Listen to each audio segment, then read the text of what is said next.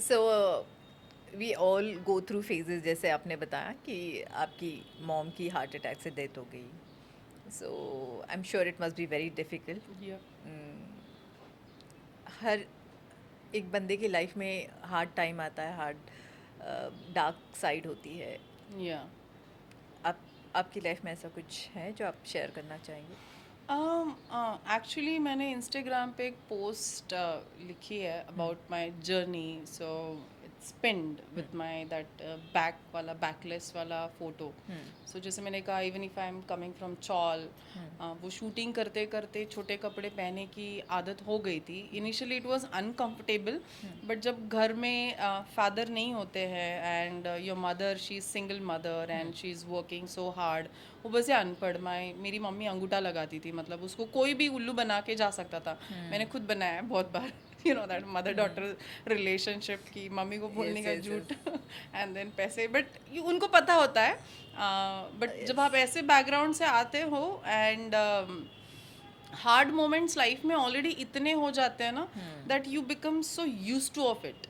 So hard moment जीते जीते जब अच्छा होता है ना, दैट टाइम तब यू ऐसा फील लगता कि है रियली ये मेरे साथ इतना अच्छा हो रहा है, we are not use to of it. Right. ऐसी वाली फीलिंग आती है कि जब मतलब यकीन नहीं होता है कि आपके साथ अच्छा हो रहा है। So in that my pin post Instagram पे मैंने अपनी पूरी जर्नी रखी है। So I was raped at the age of 13। So you know, बचपन में हम खेलते हैं वगैरह, दादा मराठीमध्ये बडा भैया, out of nowhere, you know, आपका बिट्रेल हो जाता है लाइफ टाइम के लिए, दैट ट्रस्ट इश्यूज पे आ जाता है।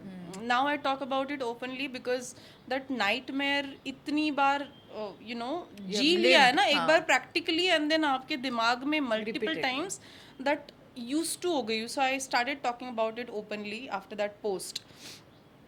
वो फेज ने, मतलब that incident, for any, you ask any women, it's horrible.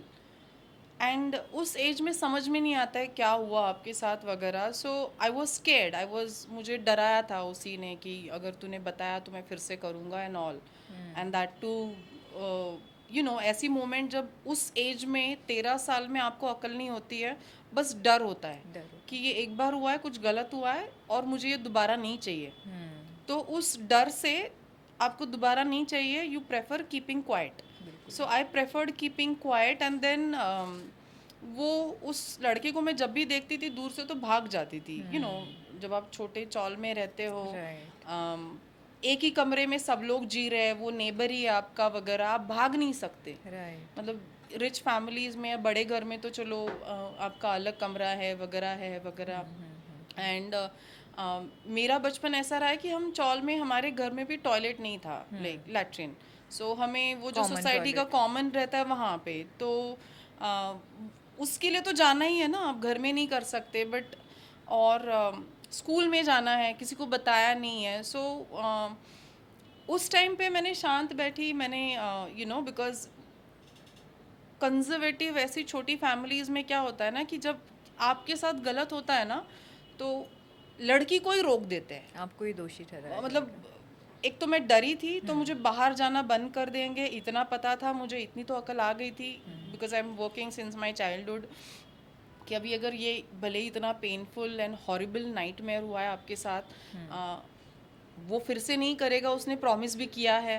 तो आई प्रेफर्ड कि ओके, जैसी मेरी लाइफ चल रही है नॉर्मल, मैं वैसे जीऊंगी, सो दॅट अगर घर पे बता दिया, एकतर अनपढ मम्मी, ती तर अजून त्याच वयात का लग्न ना करून देणार असं. आय नो ते. सो हे एक, आणि I had this, I don't know, I mean, आपण जसं जगतो ना, जिथे जगतो ना, एवढे इश्यूज, एवढे प्रॉब्लेम्स फेस होतात ना त्याच वयात, की डोक्यात एकच विचार येतो की मला हे कंटिन्यू नाही करायचंय आयुष्यभर, मला अनपढ नाही राहायचंय, मला शिकायचंय वगैरे. सो आणि मुलगी आणि रेप, पहिला प्रश्न आई वडिलांसमोर येतो की आता हिच्यासोबत लग्न कसं करणार. जरी सांगितलं तरी आई पण कदाचित हेच बोलली असती की जाऊ दे, कोणाला सांगू नको.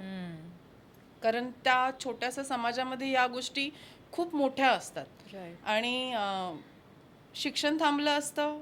सो 13व्या वयातच, म्हणजे बोलतात ना, अक्कल आली की आता काय करायचंय. गप्प बसायचे जोपर्यंत स्वतः आपण स्वतः आयुष्य घडवत नाही वगैरे. सो ते म्हणतात ना, age is just a number. No, एजमुळे नाही माणूस मॅच्युअर होत, एक्सपिरियन्सेसमुळे होतो. That's so so true. प्रत्येकाच्या आयुष्यात जसे एक्सपिरियन्सेस होतात, त्यांचे point of views, how they look at the life, it changes. So at the age of 13 ते झालं. 17मध्ये मग पॅरालिसिस झाला. आणि कॉलेजमध्ये असं होतं की 10thमध्ये मला 80% आलेले, म्हणून माझ्या आईला वाटलं की no class nothing.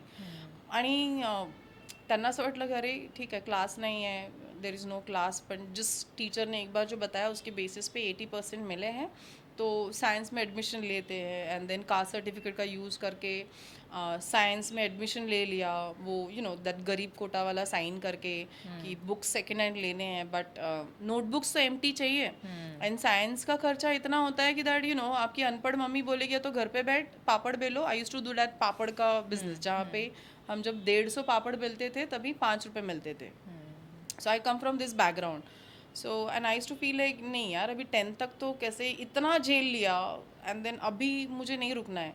So I use to go to from Thane to Bhiwandi just to earn 800 rupees. 800 रुपये के लिए 3 घंटा daily. So my college timing was 7 to 2. मग सकाळी सुबह 6 बजे घर से निकलो बस से, where I have written this in bus में, when you are standing, men they touch you and all. सगळ्यांना सुबह सबको जॉब पे जाना होता है, आप गरीब, कॉलेज तो पहुंचना है. सो दैट बस is the only option. Sharing auto में वगैरह आप जा नहीं सकते. So when you struggle this much, और अभी कुछ 3 4 5 साल, ग्रेजुएशन के 5 साल निकालने हैं, कास्ट सर्टिफिकेट यूज़ करके एडमिशन हो गया, बुक्स मिल गए, बट नोटबुक्स के लिए जो 3 घंटा डेली ट्रैवल करके है. जॉब के लिए 1 घंटा वो आने का जाने का, उस बस में भी if you go to Bhiwandi side, extremely crowded. वो भी लोकल बसेस नहीं होती है, वो गांव वाली विलेज वाली बसेस होती है ना, वो. सो वहाँ पे भी every day almost somebody touching you, जहाँ पे एज अ वुमन आपको फील होता है हर दिन आप भगवान को गाली देते हो कि मुझे लड़की क्यों बनाया. बट फिर वो एक जिद भी होती है कि अभी इतना झेल लिया तो अब ये टच ही कर रहे हैं, लेके तो नहीं जा रहे ना बॉडी पार्ट. सो वो भी यूज टू हो गया. मतलब किसी दिन ऐसा, if I am standing in the bus and कोई आदमी मेरे पीछे, उसने मुझे छुआ नहीं ना, तो मुझे शॉक होता था, ये सच में इतना अच्छा इंसान है, that gap maintain. And this was the rare. So आपने जो पूछा था ना कि द हार्ड मोमेंट्स इतने यूज टू हो गए थे, जब अच्छा होता था ना तभी यकीन नहीं होता था कि ये सच में भगवान तो नहीं है. He is standing right behind me और next to me, but he is not touching me. सच में ये अच्छा इंसान है, ये यकीन करना डिफिकल्ट था. कोई टच करता था तो नॉर्मल लगता था, नहीं यार ये डेली का ही है. सो इस बैटल के बाद है ना, आप डेड हो जाते हो अंदर से, भाड़ में जाइए. दुनिया नहीं चेंज होने वाली है. तुम अपने आप का कैलिबर इतना बढ़ा लो कि फिर बाद में तुम्हारे पास कोई ना आ पाए. सो ड्यूरिंग दिस जर्नी, एक ही जो मैंने बोला बचपन से कि मुझे ये जो बैकग्राउंड से मैं आई हूँ ना, मुझे यहाँ पे अपनी लाइफ नहीं बितानी है. एंड बस इसी कोशिश में जो मौका मिला लाइफ ने, जो भी सीखने मिला, आई आस्क क्वेश्चंस. मतलब निर्लज्ज बोलता ना, एकदम बेशरम होके मैं सवाल पूछती हूँ, बिकॉज मुझे पता है कि if I want to learn something, if I want to grow, I have to keep my that shyness away, so that. And then ऐसे करते करते फिर दैट स्टडीज़ हो गया, एंड एवरीथिंग, या.